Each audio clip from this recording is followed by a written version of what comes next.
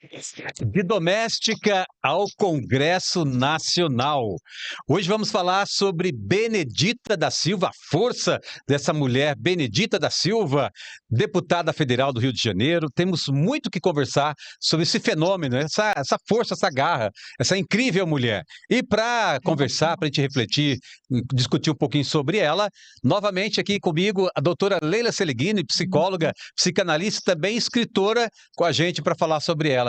Doutora, que podcast, com certeza, todos são muito bons, mas esse aqui é muito incrível, né? Incrível.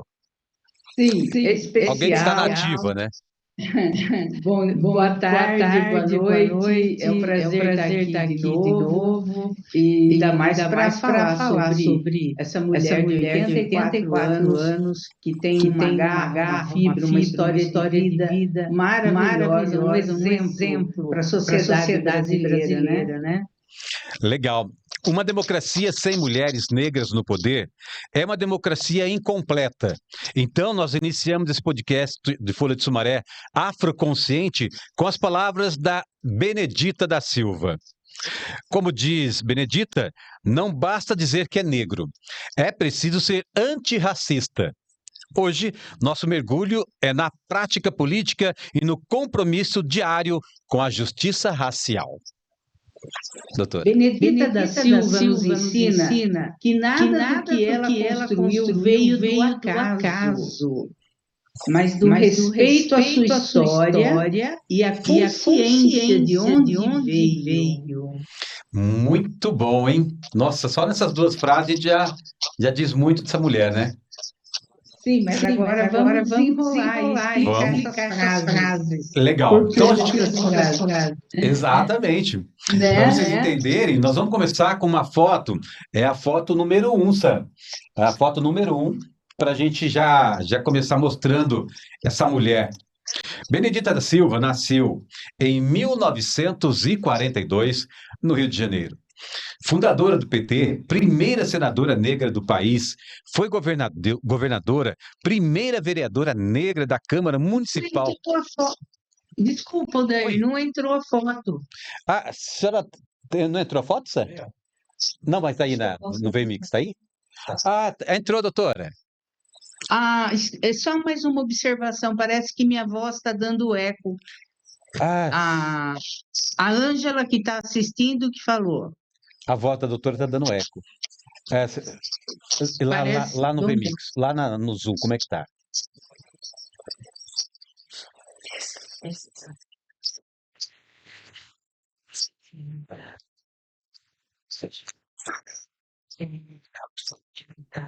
Legal. Foi agora? Legal? Doutora? Vamos em frente? Vamos em frente. Aí qualquer coisa a gente vê como é que tá tá normal agora? Então, mais uma vez, começando, Sam, a foto número 1, mantendo a foto número 1, se puder encher a tela com ela, a foto número 1 é Benedita da Silva, que nasceu em 1942, no Rio de Janeiro, fundadora do PT, primeira senadora negra do país, foi governadora, primeira vereadora negra da Câmara Municipal do Rio de Janeiro. Atualmente é deputada federal pelo Rio de Janeiro, é uma política ativista do movimento negro e feminista, e que ocupou uma série de cargos públicos importantes. E a origem humilde, a gente tem que destacar essa origem humilde de Benedita. O pai de Benedita, José Tobias de Souza, era pedreiro. E a mãe, Maria da Conceição Souza, era lavadeira. Benedita precisou trabalhar ainda na infância, tendo sido empregada doméstica, vendedora ambulante, operária fabril, servente de escola e, mais tarde, auxiliar de enfermagem e professora. É a história das mulheres negras, doutora, a história das mulheres negras da época da Benedita e até os dias de hoje, infelizmente ainda, né? Sim. Desculpa, me deu uma tosse aqui.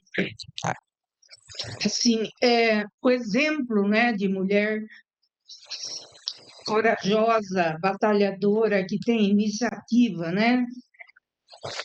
E de empregada doméstica, imagina chegar a ser governadora, né? Sim. Então, uma coisa fantástica, né?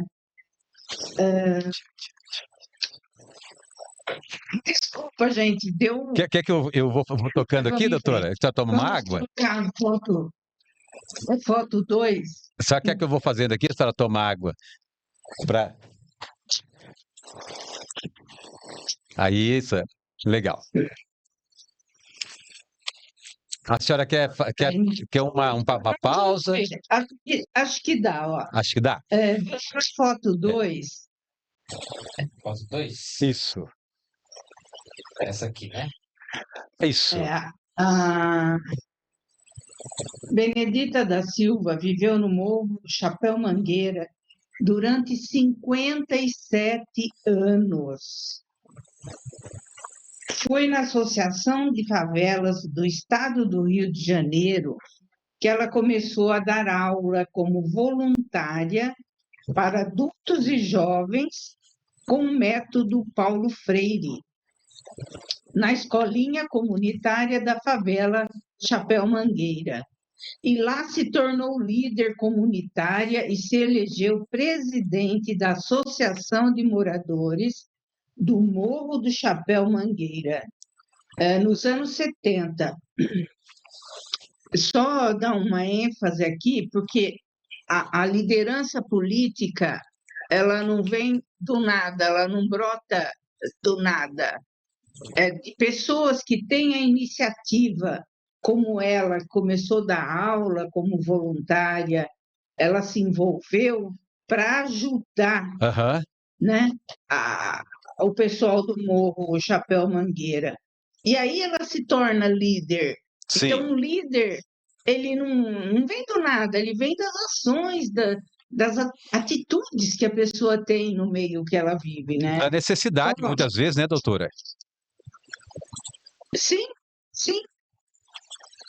E ela se mexeu, ela não ficou esperando algo acontecer, né? Bom, formação acadêmica. Ela fez curso de serviço social e estudos sociais na Faculdade de Serviço Social do Rio de Janeiro, entre 80 e 84. Então, aos 40 anos, ela se formou na faculdade, né? Ela não era brocinho de 18 anos, não. Ela se formou com 40 anos, depois de toda a atividade social que ela praticava na favela, né? Sim. Bom, aí vem, né, a carreira política, que veio dos movimentos sociais do Morro, né? A primeira mulher negra na Câmara de Vereadores do Rio de Janeiro. Ela venceu a eleição em 82, eleita pelo Partido dos Trabalhadores, né, o PT, e sempre já desde lá na Câmara dos Vereadores, lutando contra o racismo e as discriminações sociais e de gênero. Conquistou 2 marcos importantes com o slogan Mulher, Negra e Favelada. Então, a reeleição para um segundo mandato, que começou em 86, foi uma legitimação do trabalho feito, especialmente em defesa da mulher, da igualdade racial e social. Então, brilhantismo político não vem do nada. Sim. Só para lembrar, né? Sim. Bem, e aí ela vai mais alto ainda. A primeira senadora negra do Brasil. Foi na eleição de outubro de 94 que Benedita concorreu ao Senado pelo estado do Rio de Janeiro. Durante o tempo em que esteve no Senado, ela defendeu especialmente os direitos humanos, dando especial atenção aos grupos sociais menos favorecidos economicamente, os mais pobres, né? Os pobres, isso. Ela sempre conheceu a fundo o que é a vida na favela, pessoas trabalhadoras que não tinha e nunca tiveram uma condição econômica para ter uma vida digna. Exato. E é contra isso que ela sempre lutou, né? Direitos humanos. Em agosto de 96, sua carreira passou por um marco importante. Ela conquistou, né, a proposta para regulamentar o trabalho dos empregados domésticos, que era uma luta que já veio desde antes dela, outras mulheres, e aí ela, enquanto está lá no Congresso, lutou para que fosse reconhecido o trabalho das domésticas ou dos empregados, né? Para receber, ter carteira assinada, Sim. receber os direitos trabalhistas, né? Então, ela teve o prazer de ver isso acontecer, né? O projeto de Benedita garantiu que esses trabalhadores tivessem acesso ao seguro-desemprego, fundo de garantia por tempo de serviço. Também fixou o tempo de trabalho em 8 horas diárias e 44 semanais, porque não tinha limite, né? Podia ser 24 horas por dia que o empregado doméstico tinha que trabalhar, né? Com direito a pagamento de horas extras e adicionais noturnos. O seu desejo era que os trabalhadores domésticos tivessem os mesmos direitos constitucionais que os restantes dos trabalhadores. Então, foi fantástica essa conquista dela, né? E é uma conquista que, com a luta das mulheres que vieram antes, e ela continuando a luta, só veio na década de 2000, né? Ainda sob muita polêmica, discussão do Congresso que não queria aprovar essa lei. Queria que os empregados domésticos e empregadas domésticas continuassem sendo escravos e escravas ainda. Porque realmente, era o que acontecia até então, né? Era o regime de escravidão. Sim, a gente estudou, né, o Império contra os Negros, a gente passa bem o histórico, né, da situação dos escravizados, a falsa libertação que deixou todo mundo ao desdará, sem uma profissão, sem um estudo, nada, né? Eu me E lembro. aí vem até o 2000, então, né? Sim. Para Sim. começar a ter algum direito reconhecido. Eu me lembro que, na época da discussão, o que alguns congressistas diziam é que como é que uma família iria pagar uma doméstica com todos esses encargos para pagar. Quer dizer, na cabeça deles, a doméstica ou o doméstico trabalhando do jeito que estava funcionando, eles teriam emprego e as famílias conseguiriam contratar. Ou seja, regime semelhante ao escravizado, mas toca porque está funcionando. Tipo assim, né? E aí não é isso, né? Se você não pode pagar, faça você o serviço, é Sim, simples sim. assim. Mas não mantém em regime de escravidão quem trabalha para você. Basta, né?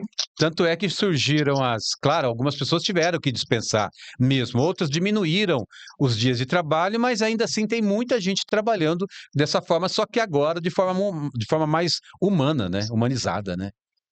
Aham. Exatamente. Legal. Vamos para a próxima, então? Aham. Lessan, a foto número 3. Em 2002, Benedita, que até então era vice, governou o estado do Rio de Janeiro em abril, em abril, o então governador Antony Garotinho renunciou ao cargo. Ele renunciou para assumir o posto. Aliás, ela renuncia, né, para assumir o cargo político. Benedita, então, deixa eu refazer aqui eu embolei tudo meio de campo aqui, viu, gente? Em 2002, Benedita, que até então era vice, governou o estado do Rio de Janeiro, depois de, em abril, o então governador Antony Garotinho renunciar ao cargo. Para assumir o posto político, Benedita precisou renunciar à sua cadeira no Senado. Durante o período em que esteve à frente do cargo, aplicou a regra de que o primeiro escalão do governo estadual deveria ser ocupado por 20% dos negros. ou melhor, por negros. Também implantou a lei das cotas na Universidade do Estado do Rio de Janeiro, a UERJ, muito famosa essa universidade. Aham. Anos mais tarde, voltou ao governo do Estado do Rio de Janeiro, onde ocupou o cargo de secretária de Estado de Assistência Social e Direitos Humanos entre 2007 e 2010. Benedita foi também ministra durante o primeiro governo Lula.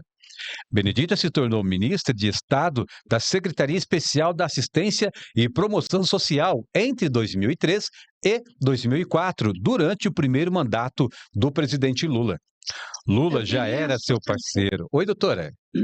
Eu queria fazer um retomar, que você vê por onde ela passa, ela promove os negros, ela mexe com a questão racial, ela está sempre se envolvendo para melhorar, para fazer acontecer justiças sociais, direitos humanos, né?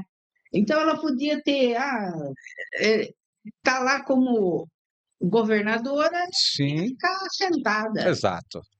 né?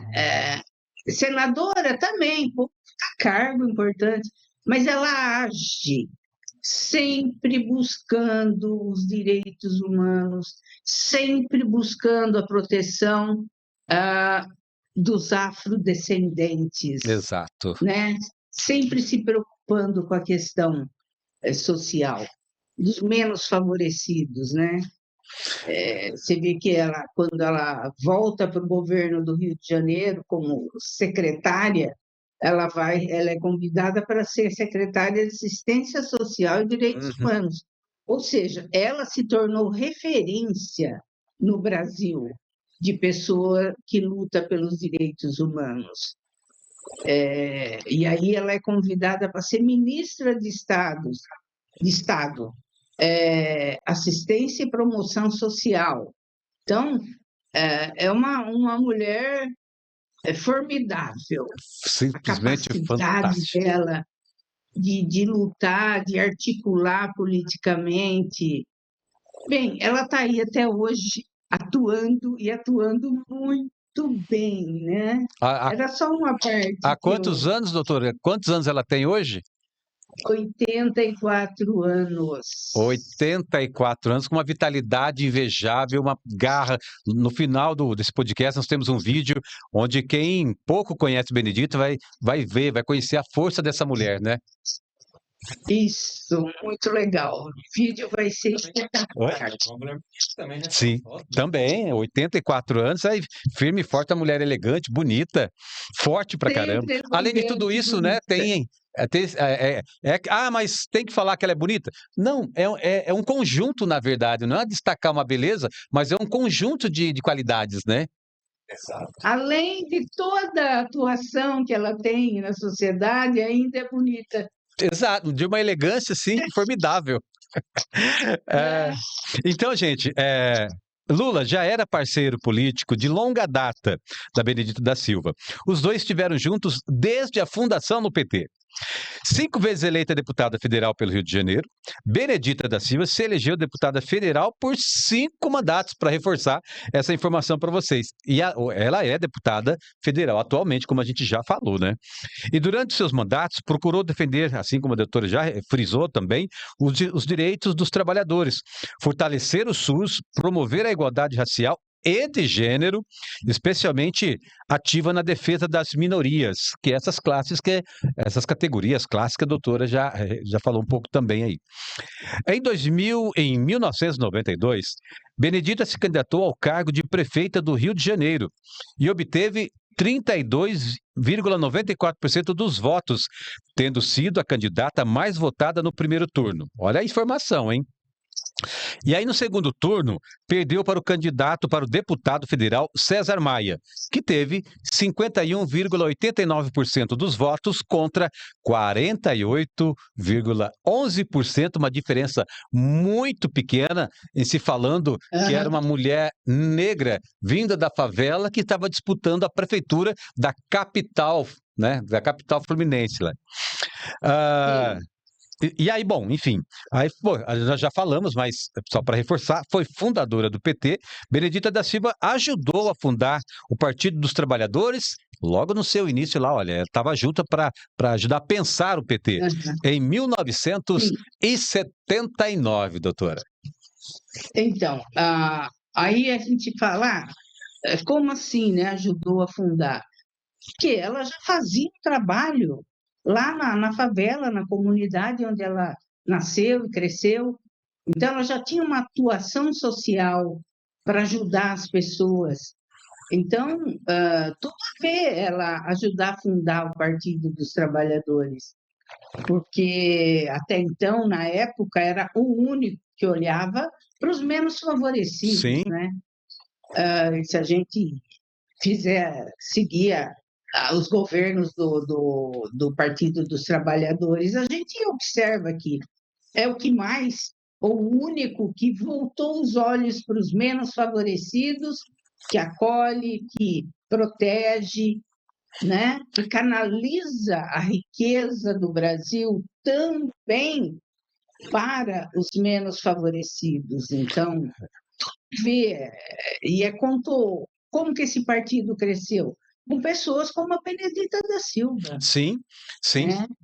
Se a gente for pegar o momento em que o trabalhador foi pensado, a classe trabalhadora foi pensada, foi só lá na década de 30 com Getúlio Vargas, que criou a CLT, criou alguns regimes de trabalho, tentou organizar, mas na verdade até controlar os sindicatos. Depois só lá na década de 70 que volta, e aí volta com essa ideia dos movimentos, Benedita está aí, nesse meio assim como outros, que entendeu que era por meio de uma luta, a luta das causas, das classes, que poderia melhorar a vida da população, a vida do povo negro, do povo favelado, né?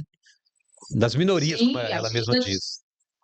a vida do povo que ganha o salário mínimo, Sim, a mudança no reajuste, tudo isso só foi acontecer depois de 2003, né? e Nos últimos principalmente, né? 20 e tantos anos.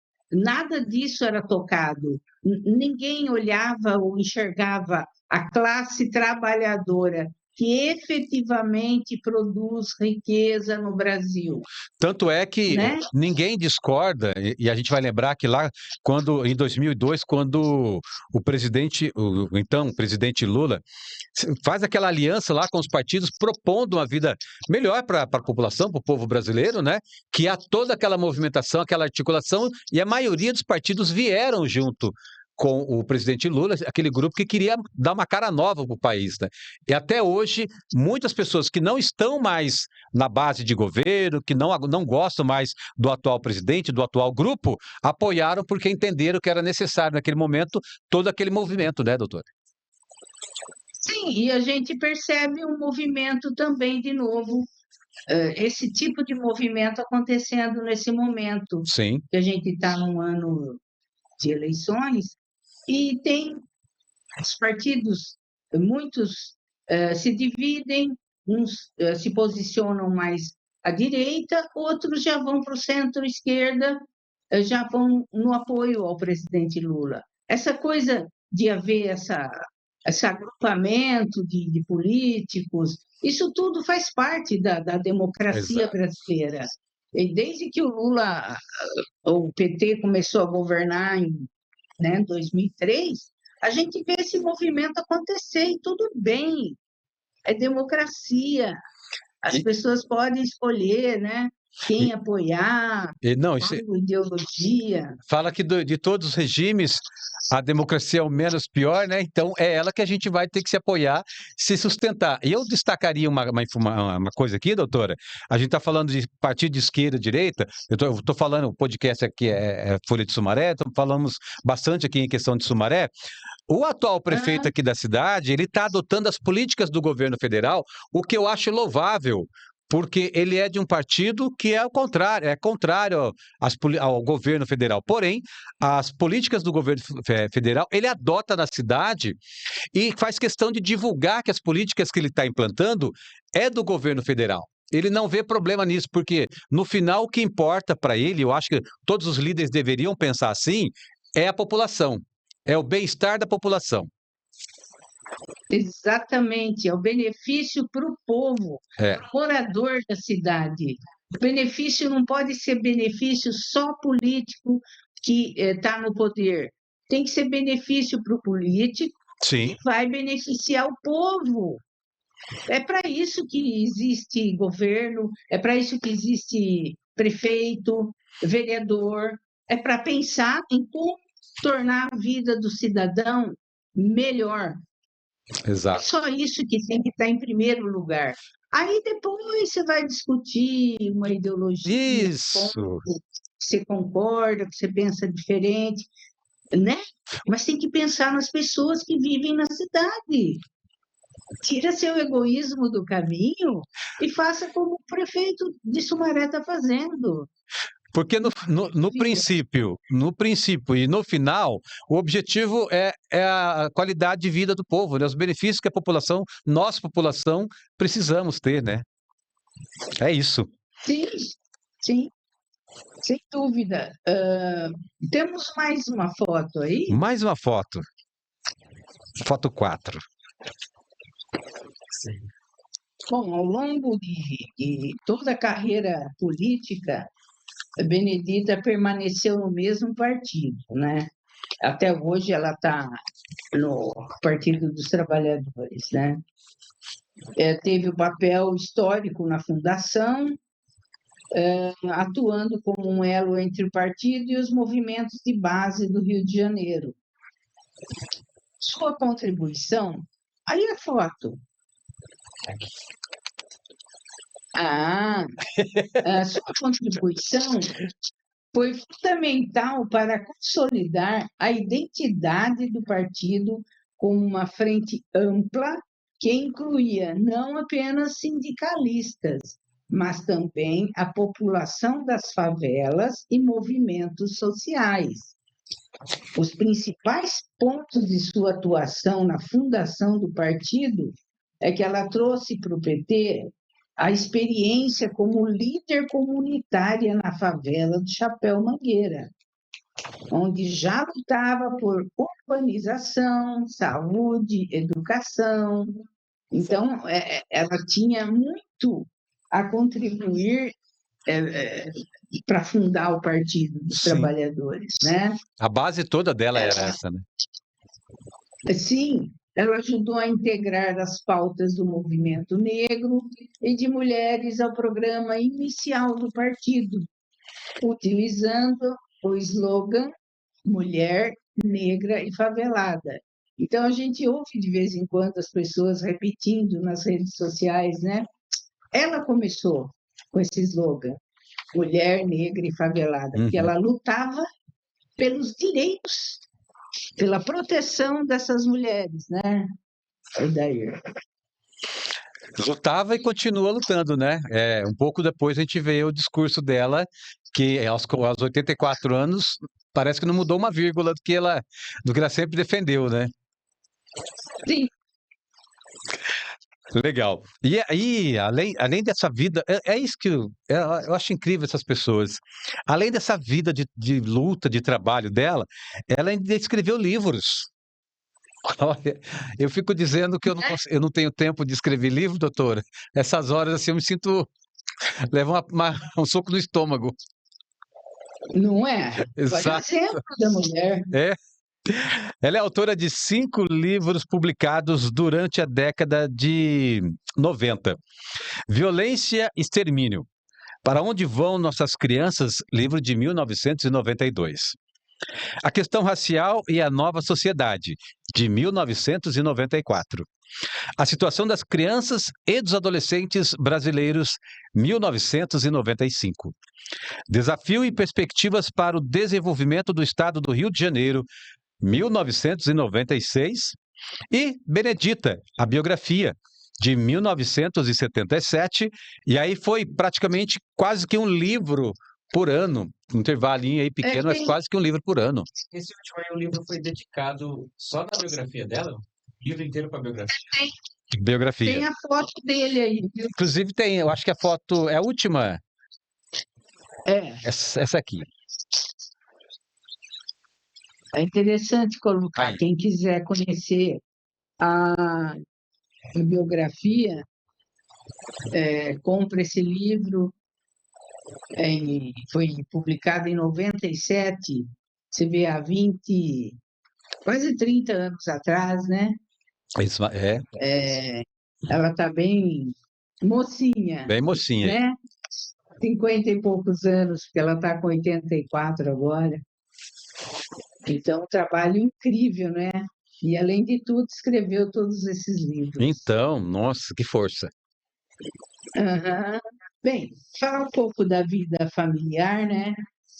Ela teve 3 casamentos, né? O primeiro, quando ela tinha 16 anos, ela Meu casou Deus. pela primeira vez, né? Teve 4 filhos, mas 2 faleceram ainda recém-nascidos. Bem, em 1972, ela se tornou evangélica, membro da Assembleia de Deus. Isso é outro aspecto da vida dela, que ela se mantém até hoje. Ela é uma mulher negra evangélica. Uhum. Ela continua. Bem, depois que ela fica viúva, em 81, ela se casa com Aguinaldo Bezerra dos Santos, um líder comunitário do Morro Chapéu Mangueira. Bom, o Aguinaldo morre em 88. Aí, em 93, ela se casa com Antônio Pitanga, o ator que já é uma figura conhecida, né, diferente dos outros maridos, né? O Antônio Pitanga também foi vereador pelo PT de 93 a 99 e foi secretário estadual de Esportes e Lazer. Bem, eles continuam juntos até hoje, enfim, e ela continua viva e saudável. E esse aspecto dela uma mulher evangélica, e é muito interessante isso, né, doutora? Que ela é evangélica, continua nas mesmas causas de sempre, né? Ela não abortou, não parou de ser militante por causa da religião, né?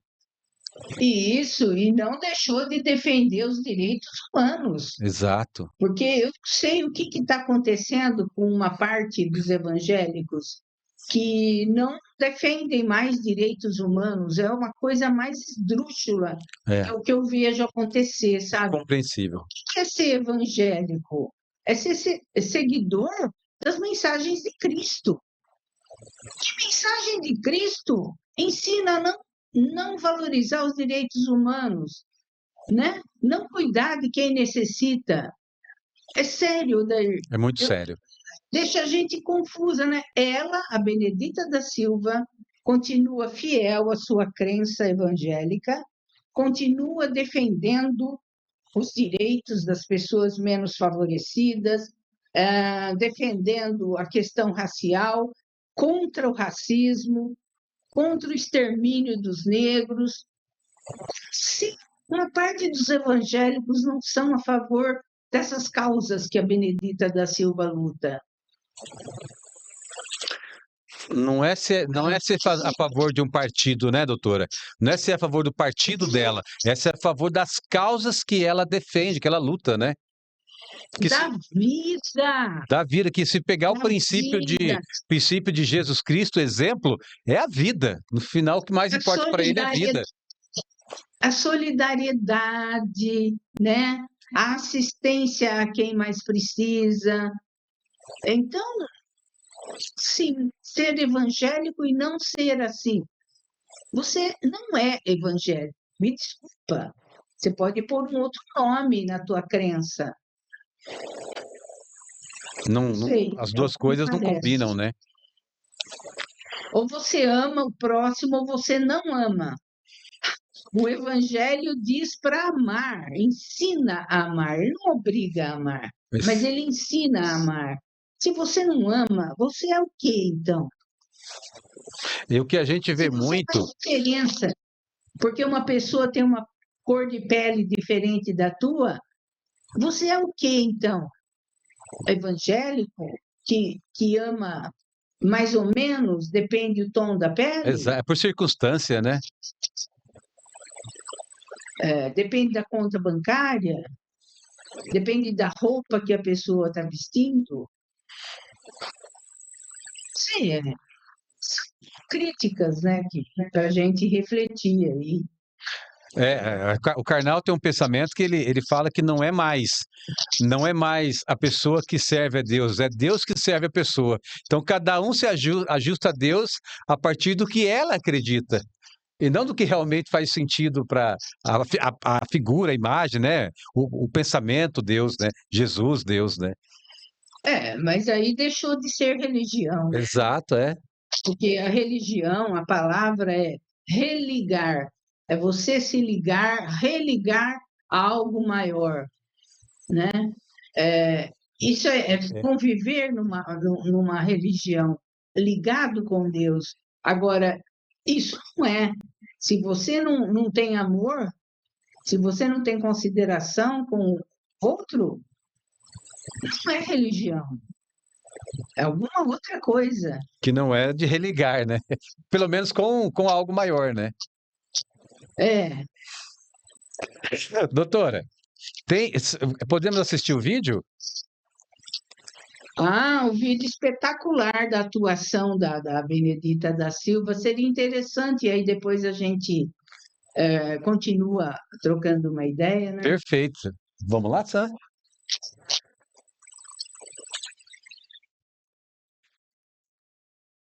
Mais uma vez, nós assistimos uma chamada mega operação para que possam dar fim aos bandidos, aos traficantes, aos milicianos. Mas acontece, senhor presidente, senhoras e senhores deputados, quem está falando aqui é alguém que morou no Morro 57 anos da minha vida. E vejo essas cenas, não, de forma nenhuma, não vejo essa cena como uma coisa natural. Não pode ser natural você ir para um território onde tem milhares de pessoas e querer fazer uma operação a céu aberto, colocando as famílias em pânico, colocando as crianças fora da escola, colocando as pessoas fora do trabalho. Está um inferno no Rio de Janeiro. As ruas estão fechadas. Os trabalhadores não podem trabalhar. Quem conseguiu sair de casa, ainda não tem condição de voltar. E dizem aqui que é muito bom festejar quando nós temos centenas e centenas que nós ainda não sabemos, baleados ou mortos, porque até então faz-se o registro de 64. Mas numa operação como essa, podem ter certeza, olhem, tem muito mais gente morta. E sabe como chegam? Não pedem licença. Não procuram na carteira de trabalho de ninguém. Não perguntam para o homem da padaria. Não perguntam para a mercearia. Não falam com a farmácia. Não discute com a escola. Não. Faz-se a operação e todas essas pessoas são bandidas. É de doer. Para a gente é de doer de ver essa casa dizer que nós, a esquerda protege bandido. Nós protegemos as famílias decentes, que vai limpar a casa dos senhores e das senhoras, que cuida dos seus cachorros, dos seus filhos. São essas pessoas que nós defendemos. E elas moram lá porque não podem morar no palácio onde nós moramos. Não pode morar nos apartamentos e nem nas mansões. Ninguém escolhe para morar numa favela. Aí, nós que temos a nossa casa, o nosso carro, uma segurança passando todos os dias na nossa porta, ousamos aqui dizer que foi uma mega operação. E que nós da esquerda vamos continuar sendo na boca de vossas excelências aqueles que protegem bandidos, porque a nossa consciência é a consciência de quem protege o pobre, miserável, oprimido, trabalhador, as crianças. É esses que nós protegemos. A nossa equipe estava trabalhando. É, já vai terminar. Incrível, né? Já vai continuar, eu acho que está entrando comercial. Ah, não tinha acabado? Está sem som. É o resultado dessa mega operação. 64 mortos e festejam até a morte de 4 servidores policiais, 2 militares e 2 da Polícia Civil. Eles têm família e nós protegemos a família deles. Quando o governo faz uma operação dessa, sem falar com ninguém, sem pedir nenhuma ajuda, os mentirosos que aqui estão dizendo que o governo não deu ajuda, são mentirosos e eu digo que são. Porque eu sou do estado do Rio de Janeiro e eu sou uma militante. Eu ando pelo meu estado inteiro. O governo se recusa até receber o presidente Lula. Quem recebe o presidente Lula no estado, mesmo o governo federal, mandando tudo que é preciso para o estado, é o prefeito da cidade do Rio de Janeiro. Então não venham me dizer que essa operação é maravilhosa. Acabaram com os ladrões, acabaram com os milicianos, acabaram com aqueles que estão no morro, vendendo gás a preço dobrado, que são milicianos. Onde que eles vieram? De onde eles saíram? Não foram da favela. A favela não produz. A favela não produz. Vem de fora. Vem de fora. E não me digam que nós não sabemos que isso acontece no Rio de Janeiro. Mas é useiro e vezeiro. Quando acontecem essas coisas na comunidade, só quem vai chorar, só quem vai ficar triste, só quem vai se importar é alguém que já passou por isso e muitas vezes. Me dói o coração de saber que aquelas pessoas são todas bandidas.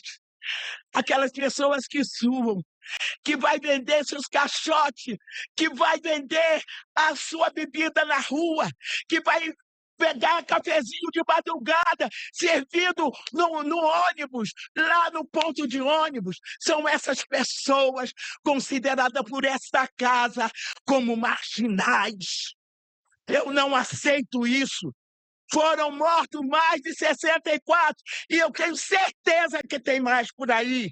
Foram policiais, foram agentes de segurança pública, foram pessoas inocentes.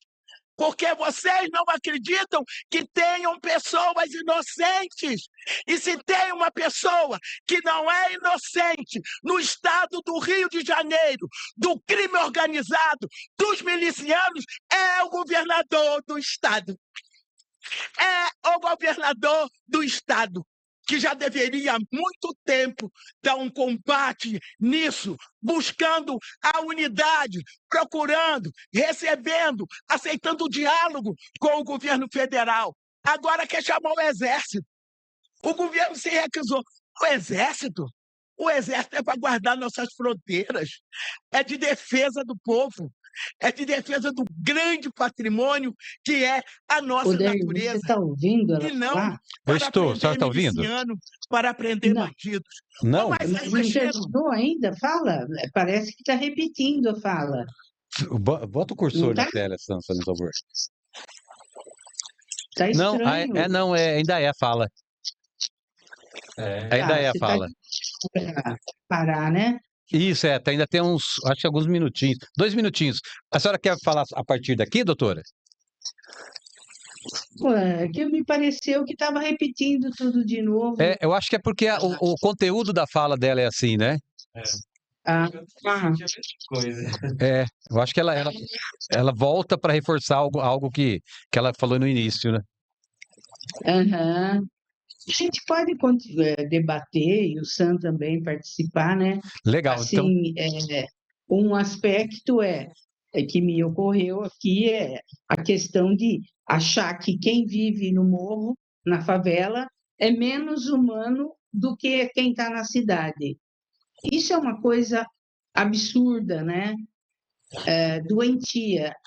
não, Pessoas são mais humanas, outras são menos humanas. Então, podem ser tratadas de um jeito esdrúxulo, agressivo, violento. As crianças das escolas da favela são menos humanas do que em outros bairros do Rio de Janeiro. Ali pode tudo, ali pode invadir, tacar bomba, tiro. Como assim, né? Na verdade, nós estamos falando em relação ao debate dela ali, a questão que ela levantou, né, do Rio de Janeiro. Mas como a gente sempre fala aqui, eu ando aqui nas ruas, eu sou considerado bandido. Então, nós estamos levando a questão que ela está falando ali. A gente não tem como a gente se compadecer, a gente tem uma empatia do que ela. Eu, principalmente, porque eu sei o que ela está falando. Não morei na favela, mas eu morei em bairro pobre, morei em condições muito pobres. E que não há respeito mesmo. Não há respeito. A sua pele é preta, você é pobre. Eu chego chutando, não peço. Tomo seu celular, entro na sua casa, porque você não é ninguém, você não é nada. Então, assim, você saiu da favela, há um certo respeito. Você entrou ali, ali não tem dono, ali todo mundo é lixo, é um ser humano desprezível. Enfim, é meio que. É meio revoltante. É meio não, é revoltante um quadro desse, né? Claro que é revoltante, é indignação, né? É uma coisa que desperta ódio, desperta mágoa. É horrível. O racismo adoece, né? E o que ela está É uma falando não é coisa. nem a questão do pobre, doutora, né? Eles não entram lá porque são somente pobres, porque são pretos que estão lá. Então, a maior parte da favela não é só porque são pobres. Eu sempre faço essa comparação. Você pegar tinha um podcast aqui que a mulher branca, né? Ela falou: minha vida não foi fácil, eu pedia na rua, aí uma vez uma senhorinha me colocou para dentro de casa, me fez elogios, me deu de comida, por que que você está na rua? Uma menina tão bonita. Era uma menina branca. Eu falei assim, essa mulher teria colocado essa criança para dentro se ela fosse uma criança pobre e ter dado toda a assistência, suporte que essa menina recebeu. Então nós estamos falando da questão da cor. Na favela é a questão preta que está ali. Não é só ser pobre, é quem está ali. É a cor que está ali, né? Isso, É a cor que representa a isso. favela, representa a pobreza, né? Aham. Que ainda nos dias de hoje Como se- representa isso, né? Sim, ainda está aqui, está vibrante ainda.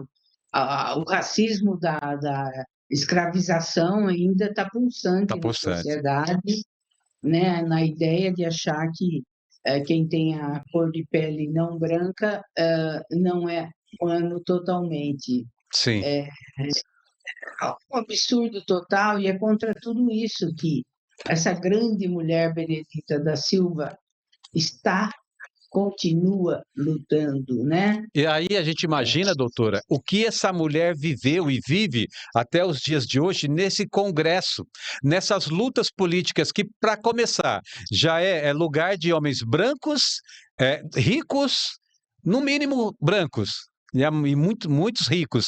O que essa mulher passa? Primeiro, por ser uma mulher preta, depois por ser. Por que eu falo primeiro por ser uma mulher preta? Porque quando é uma mulher branca, tem muitos desafios? Tem, mas já não enfrenta a questão da cor. São desafios diferentes que tem que enfrentar, né? Então eu coloco primeiro a Sim. questão dela ser preta, mulher e pobre. Então, assim, tantos desafios que essa mulher enfrentou e até hoje foi governadora, 5 vezes deputada, continua aí com a voz firme e forte, lutando pelas mesmas causas do princípio. Como não admirar, Não tem jeito. tê-la como um exemplo, né? De ser humano, né? Que mulher incrível! Simplesmente fantástico. Aham. De todos que a gente falou e está falando, já não estão mais aqui, né? Mas você falar de uma pessoa que está tá no meio de nós, você continua na luta ali. A gente na vida mais tranquila aqui, né? E ela continua enfrentando aqueles leões que tem lá, e aí pode dar qualquer outro. Tem uns adjetivos aí que dá, mas eu prefiro não, mas só falar de leões que engolem tudo que vem pela frente, né? E ela Não matando precisa, um leão né? por dia, né? Uhum. É Muito bom, né? incrível, admirável. E eu estou feliz da gente ter falado um pouco da vida dela, né? Sim, A gente falou aqui um traço, alguns pontos importantes, mas é uma vida incrível que fique de inspiração para as pessoas pesquisarem mais sobre a vida da Benedita da com Silva, né? certeza, com certeza. É isso, né? Fechou. Doutora, mais uma vez, obrigado, viu? Na semana que vem nós teremos quem mesmo? Já podemos anunciar? Pode. Então, por favor, anuncie que nós teremos na semana que vem. Abdias do Nascimento, também um homem fenomenal, foi político também, deixou uma obra incrível, tanto na área política como na área artística. Então, uma história maravilhosa que a gente vai contar um pouco para vocês aqui na próxima quarta-feira. Também sempre lutando também pela questão racial no país, lá no comecinho do século XX, né? Aham. Perfeito. Vamos até quarta-feira. Até então. Quarta-feira. Obrigado, doutora. Uma ótima noite, viu? Tchau. Tchau, tchau. Sam, valeu. Fechou? Brigadão. Gente, valeu então. Amanhã, às 18 horas, estaremos de volta. E amanhã nós teremos aqui a doutora Lívia.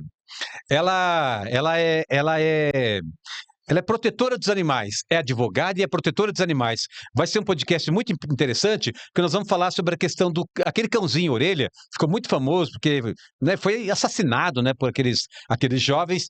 A gente vai discutir a parte jurídica, a parte de crime que foi cometido contra esse animal, mas, na verdade, é para falar de todos os maus tratos aos animais. Valeu, gente, uma ótima noite, até amanhã.